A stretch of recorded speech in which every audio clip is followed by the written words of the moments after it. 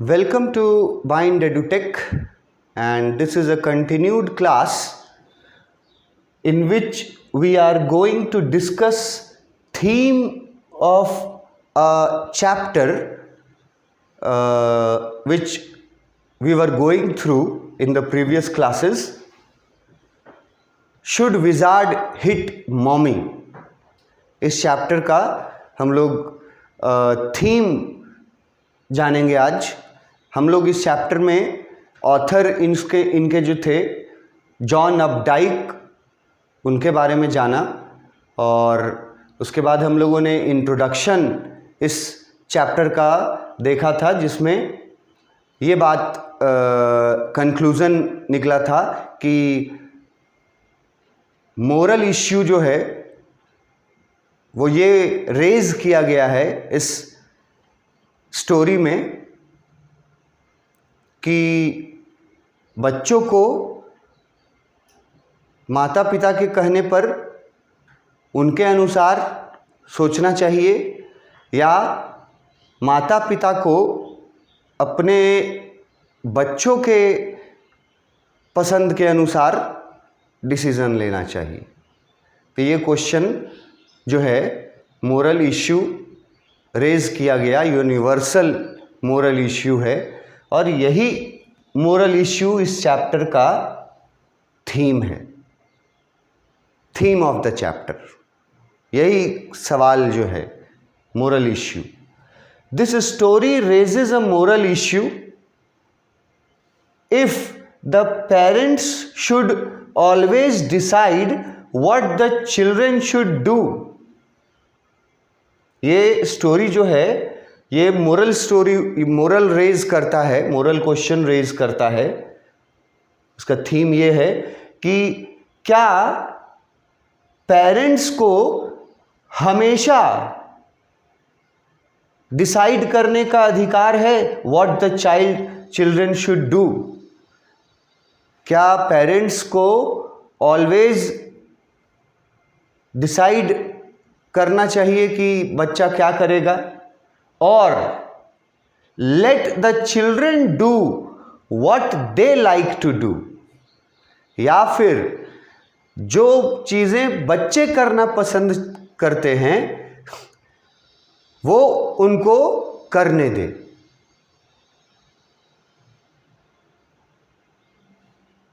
Parents जो हैं वो डिसाइड करें या बच्चों को जो पसंद है वो बच्चों को करने दें। ये मोरल इश्यू जो है यही इस चैप्टर का थीम है। Children dream and live in their own magical world. जिस एज ग्रुप का बात हम लोग कर रहे थे इस चैप्टर में, फ्रॉम 2 to 5-6 years, इस एज ग्रुप में वर्ल्ड जो बच्चे हैं वो ड्रीम में डूबे रहते हैं और एक मैजिकल वर्ल्ड में होते हैं, अपना ही बनाया हुआ एक मैजिकल वर्ल्ड में होते हैं, और दे आर डिवॉइड। डिवॉइड एक अच्छा वर्ड है, अगर जानते हो इसका मतलब तो ठीक है, नहीं है जानते हो तो लिखे हैं यहाँ ब्रैकेट में, टू बी फार अवे का मतलब होता है डिवॉइड। वैसे हिंदी में इसको वंचित बोला जाता है, और वंचित का मतलब क्या निकलता है? जो चीज़ आपके पास नहीं है, जो चीज़ आपसे दूर है। तो उस हिसाब से लिखा हुआ है कि दे आर डिवॉइड ऑफ। बच्चे जो हैं वो किन किन चीज़ों से दूर रहते हैं, मतलब कौन सी चीज़ें बच्चों में नहीं होती। डिस्पाइस मतलब हेट्रेड। बच्चों में जो एज ग्रुप का बात किया जा रहा है यहाँ, उस एज ग्रुप में बच्चों में हेट्रेड नहीं होता, नफरत नहीं, इतना दूर तक समझ ही नहीं होता है। अभी लड़ाई किया, अभी 1 मिनट बाद फिर साथ में मिल के खेलेगा, अभी मारपीट किया, अभी रोया, फिर उसके बाद 1 घंटे बाद देखोगे साथ में बैठ के गेम खेल रहा है। तो बच्चे जो हैं उनके उस उम्र में हेट्रेड नहीं रहता। जैसे जैसे बड़े होते जाते हैं वैसे वैसे बच्चे जो हैं वो फिर हेट्रेड की ओर बढ़ते हैं। लेकिन जिस एज ग्रुप का हम लोग स्टोरी पढ़ रहे हैं, एक बच्ची का जो कि 2 साल से लगभग 4 या 5 साल तक की उम्र का स्टोरी है, तो उसके हिसाब से लिखा गया है कि बच्चे जो हैं इस पड़ाव पर, उम्र के इस स्टेज पर बच्चों में हेट्रेड नहीं होता, ठीक है, they are devoid of hatred, ugliness नहीं होता, मतलब कि बच्चे जो हैं वो सबको एक्सेप्ट करते हैं, ब्यूटी के अनुसार डिफरेंसेस नहीं करते। मतलब कुछ सुंदर चीज़ है या कोई सुंदर इंसान है, तो जिस एज ग्रुप का स्टोरी हम लोग पढ़ रहे हैं उस एज ग्रुप में बच्चों को ब्यूटी से कोई लेना देना नहीं है। वो ब्यूटी के आधार पर किसी चीज़ को डिफरेंस नहीं करते हैं। तो वो अगलीनेस से भी वंचित हैं बच्चे, मतलब अगलीनेस नहीं होता उनमें, नफरत भी नहीं होता उनमें, एंड पेटी डिफरेंसेस, पेटी वर्ड का मतलब लिख दिए हैं स्मॉल, नेग्लिजिबल,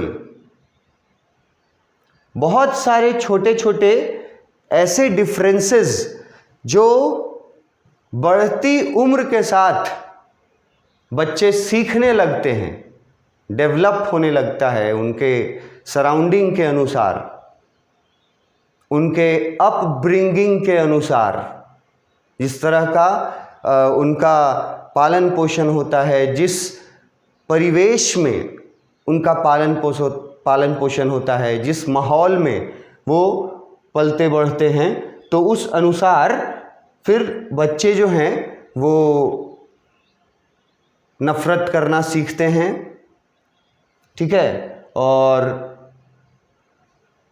ब्यूटी और अगली में फ़र्क निकालने लगते हैं, और छोटे छोटी बातों पर, स्मॉल डिफरेंसेस पर वो लोग बहस करने लगते हैं। जब बड़े होते जाते हैं तब, जब बड़े हो जाते हैं तब 2 से 4 या 5 साल की बच्ची है इस स्टोरी में, और उस एज ग्रुप के बारे में बोला गया, ये कीवर्ड्स हैं कि वो लोग अपने मैजिकल वर्ल्ड में रहते हैं, है ना, they are pure at heart. वो एक ऐसा स्टेज है जब उनका हार्ट प्योरेस्ट होता है।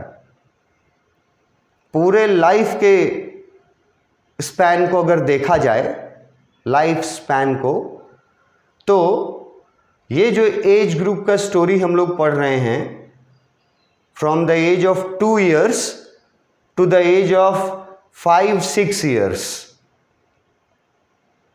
ये वो साल है जब बच्चे का दिल प्योरेस्ट फॉर्म में होता है। इसका मतलब है कि किसी तरह का छल कपट उस बच्चे के मन में नहीं रहता है इस उम्र में। They are pure at heart. इस उम्र में बच्चे जो हैं वो बहुत प्योर होते हैं अपने हार्ट से, बहुत वो हेट्रेड से दूर रहते हैं, मतलब नफ़रत नहीं जानते हैं नफ़रत क्या होता है ना। सुंदरता और बदसूरती के आधार पर किसी चीज़ में डिफरेंसेस नहीं करते हैं, और छोटी छोटी चीज़ों को लेकर के कोई डिफरेंसेस नहीं करते हैं, they are pure at heart. वो बच्चे दिल से पूरी तरह से प्योर होते हैं।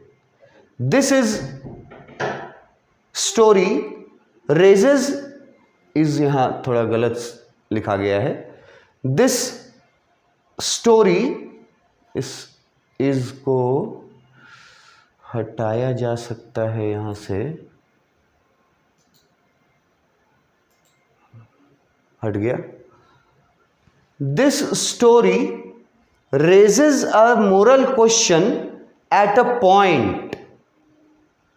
ये स्टोरी में ना एक पॉइंट आता है, मतलब एक ऐसा मोमेंट आता है इस स्टोरी में, एक ऐसा पड़ाव आता है इस स्टोरी में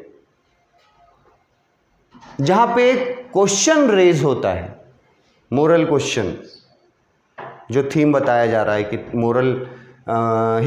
मोरल क्वेश्चन रेज करना ही इसका थीम है। पेरेंट्स और बच्चों के बीच, बच्चों का एक खास एज ग्रुप का बात किया गया है, 2 to 4-5 ईयर्स। तो उस समय बच्चे जो हैं, क्या बच्चों के अनुसार चलना चाहिए या बच्चों को अपने अनुसार चलाना चाहिए, ये मोरल इश्यू रेज कर रहा है। और उस समय बच्चों के बारे में डिफाइन किया कि वो बच्चे जो हैं झूठ छल कपट से उस समय अनजान होते हैं, नहीं उनके मन में रहता है ये सारी चीज़ें, वो प्योर होते हैं। और इस स्टोरी में एक जगह पे, एक पॉइंट पे ये क्वेश्चन राइज होता है, should wizard hit mummy. Wizard word का मतलब मैंने बताया एक मैजिशियन है। विजार्ड एक जादूगर को बोला गया है, ये जादूगर का कैरेक्टर है विजार्ड। और मम्मी जो है वो एक मदर के लिए है। तो इस कहानी में एक जगह ये पॉइंट आता है, जब ये क्वेश्चन रेज होता है कि क्या विजार्ड को मार किसको खाना चाहिए, विजार्ड को खाना चाहिए या मम्मी को खाना चाहिए। होता ये है कि फादर जो कहानी सुनाते हैं उसमें मम्मी विजार्ड को मारती है। फादर का कहना है कि मदर जो है वो जादूगर को मार रही है, ये सही कर रही है। लेकिन उसकी बेटी का कहना है कि नहीं, मदर ये सही नहीं कर रही है, जादूगर को नहीं मारना चाहिए, उल्टा मदर को मारा जाना चाहिए। मतलब बिल्कुल ऑपोजिट व्यू पॉइंट है बेटी का। Should wizard hit mummy, the child feels, जो बच्ची है वो फील करती है दैट ही मस्ट, कि हां एकदम जरूर मारना चाहिए। ये चाइल्ड चाहती है that he must hit mummy, मतलब वो मैजिशियन को ज़रूर मम्मी को डंडे से या किसी चीज़ से मारना चाहिए। ऐसा चाइल्ड फील करती है कि मम्मी गलत थी, मैजिशियन सही था। But her father says that it would be wrong because mummy is always right. लेकिन फादर का कहना था कि नहीं, मैजिशियन को जो मम्मी ने मारा है वो सही है, क्योंकि मम्मी इज ऑलवेज राइट। क्योंकि वो पेरेंट्स हैं, वो एल्डर्स हैं, तो वो हमेशा सही हैं। Mother is always right. ये फादर का सोच है,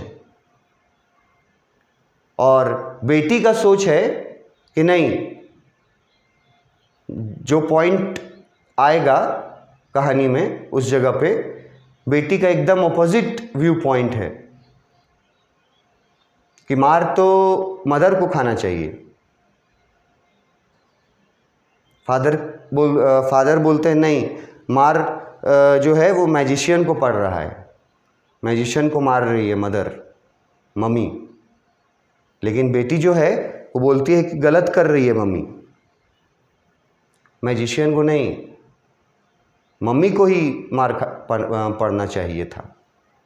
तो ये क्वेश्चन इस चैप्टर में एक जगह पे आकर के अराइज होगा। अब वो चैप्टर का क्लाइमेक्स रहेगा। क्लाइमेक्स जो है वो यही रिवील है कि मम्मी सही है कि मैजिशियन सही है। तो स्टोरी पढ़िएगा तो यही सवाल आपके मन में भी आएगा। और मैंने बताया था कि इंट्रोडक्शन में कि आप पर छोड़ दिया जाएगा कि इसको कैसे सॉल्व करें, मतलब कौन सा दृष्टिकोण सही है। ये लेखक ने कहानी में लिखा नहीं है, बस क्वेश्चन रेज करके छोड़ दिया है। फादर और चाइल्ड का ओपिनियन बिल्कुल एक दूसरे के ऑपोजिट है। फादर का कहना है mother should be loved and respected, कि मदर क्योंकि हमेशा सही है, मदर ही सही रहेगी हमेशा, मदर इज ऑलवेज राइट। तो मदर को किसी भी कीमत पर, चाहे मदर कुछ भी करे, मदर को लव मिलना चाहिए और रिस्पेक्ट मिलना चाहिए।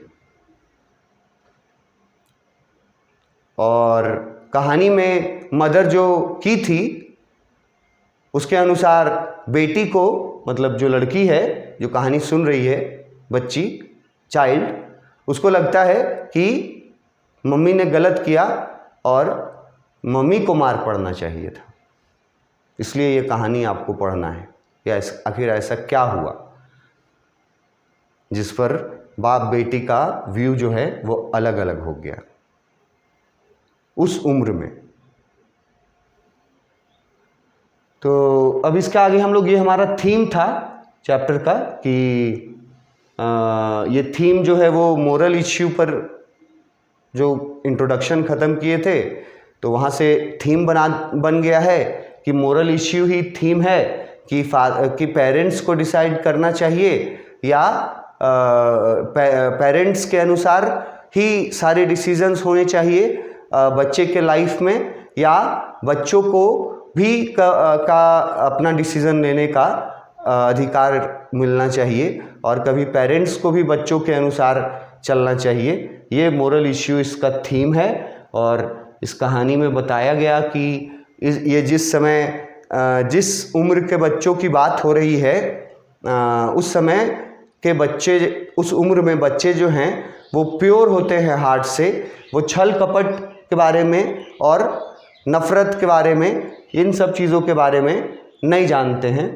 और फिर बताया गया उसके टाइटल को लेकर के कि टाइटल जो आप देख रहे हैं वो कहानी में एक पॉइंट में आएगा जब फादर अपनी बेटी को स्टोरी सुना रहा है बेड टाइम पर, और फादर जब स्टोरी फिनिश करता है तो उसकी बेटी जो है वो फादर के किए गए एंडिंग से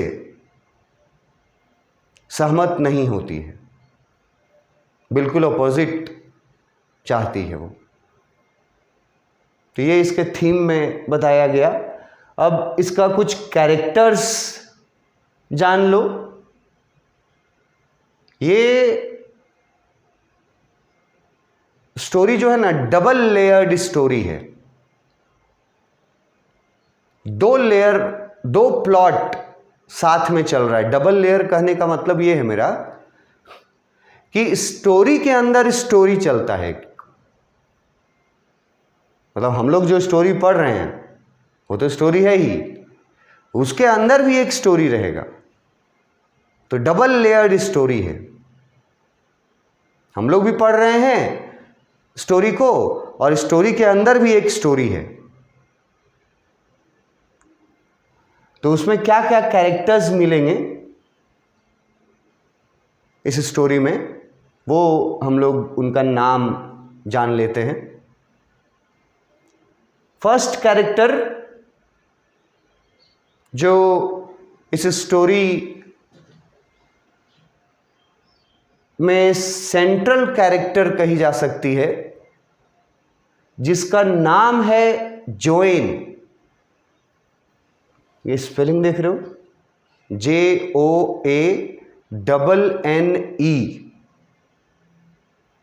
इसको पढ़ेंगे जोएन। ये कैरेक्टर है, ये एक लड़की का नाम है जिसकी उम्र यहां लिखा हुआ है अ 4-year-old गर्ल।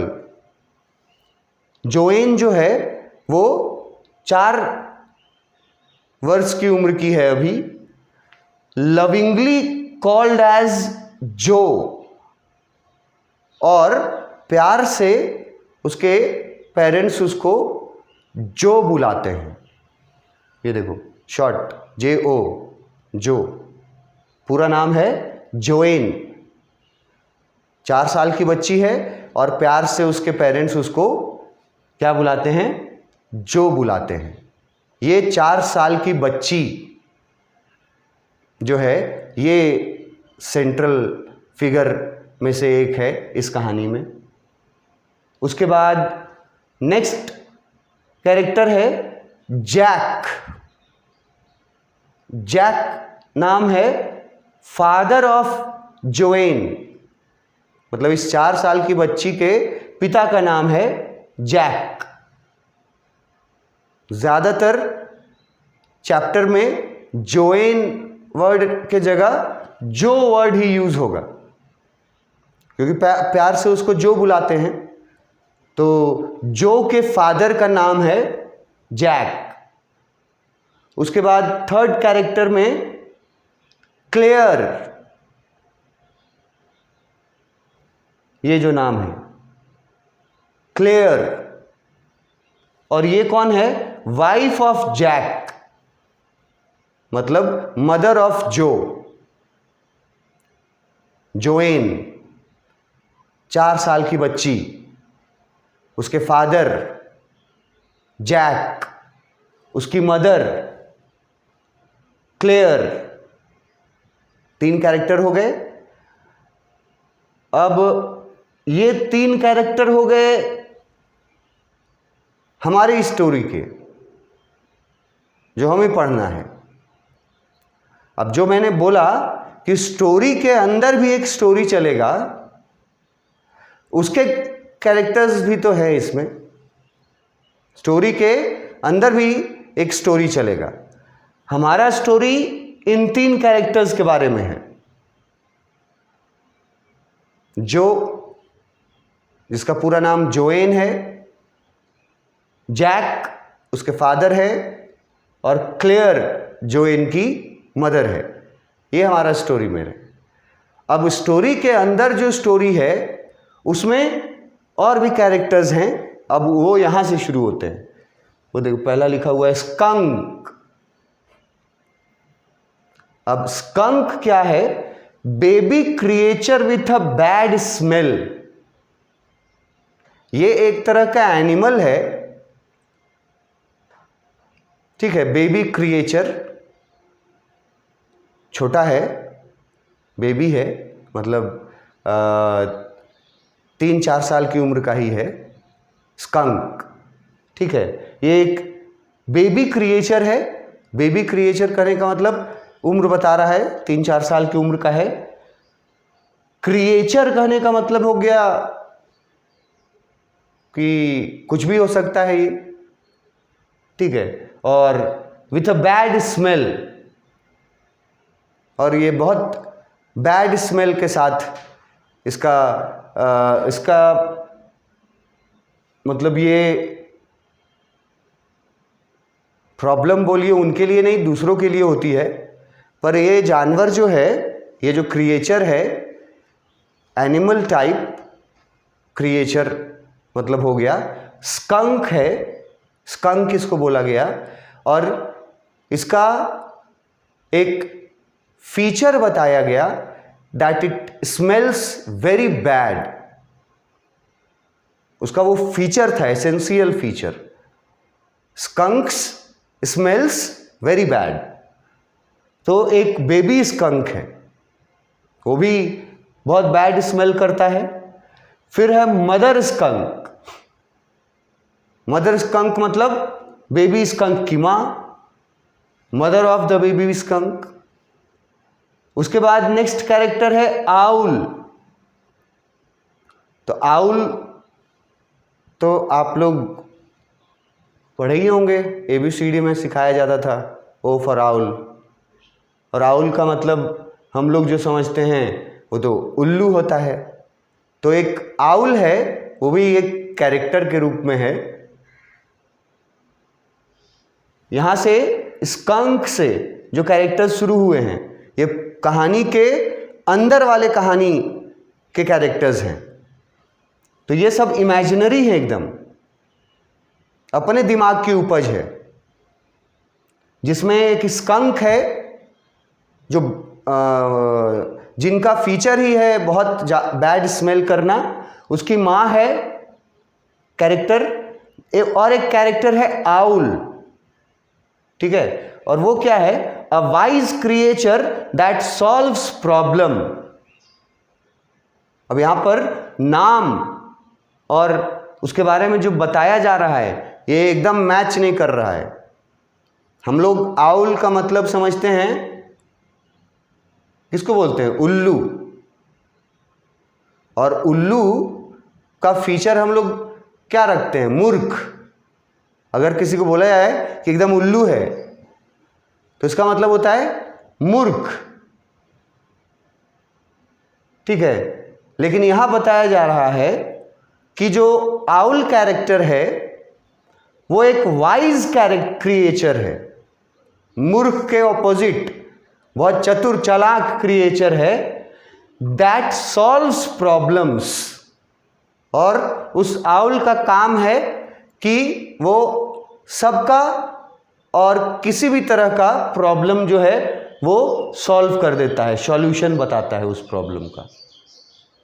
उसके बाद लास्ट कैरेक्टर है विजार्ड। विजार्ड जो है वो इसमें एक मैजिशियन है, स्टोरी के अंदर वाले स्टोरी में ये सारे कैरेक्टर्स हैं। इसके आगे हम लोग अब चैप्टर को टेक्स्ट से शुरू करने के लायक हो गए हैं, जितना हम लोग पढ़ चुके हैं। नेक्स्ट क्लास से हम लोग अपना text book line by line शुरू करेंगे। Thank you.